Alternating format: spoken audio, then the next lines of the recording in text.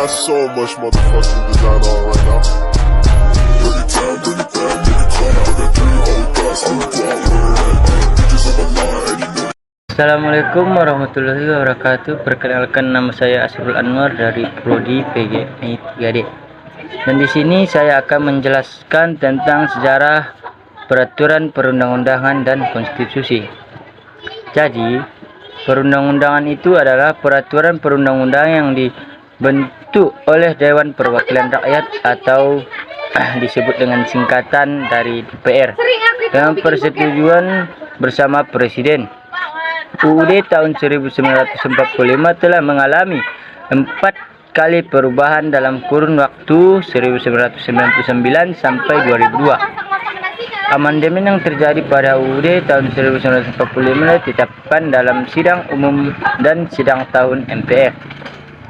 Konstitusi ini adalah hukum yang lebih tinggi atau bahkan paling tinggi dan paling fundamental sifatnya, karena konstitusi itu sendiri merupakan sumber legitimasi atau landasan otorisasi bentuk-bentuk hukum dan peraturan perundang-undangan lainnya.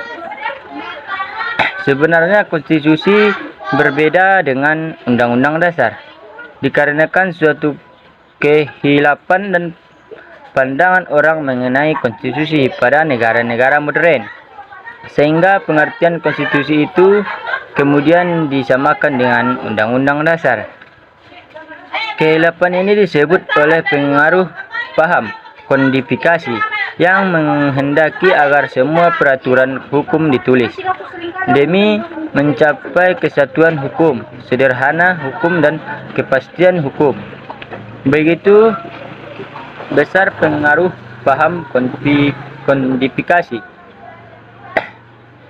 sehingga setiap peraturan hukum karena penting itu harus ditulis, dan konstitusi yang ditulis itu adalah undang-undang dasar. Secara umum terdapat 2 macam konstitusi, yaitu satu konstitusi tertulis dan yang kedua konstitusi tak tertulis.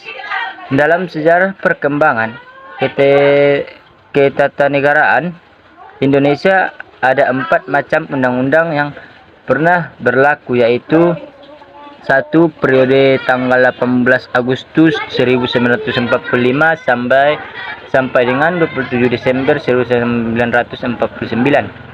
Dan yang kedua periode 27 Desember tahun 1949 sampai 17 Agustus tahun 1950. Dan yang ketiga periode 17 Agustus 1950 sampai 5 Juli 1959. Dan yang terakhir periode 5 Juli 1959 sampai sekarang juga.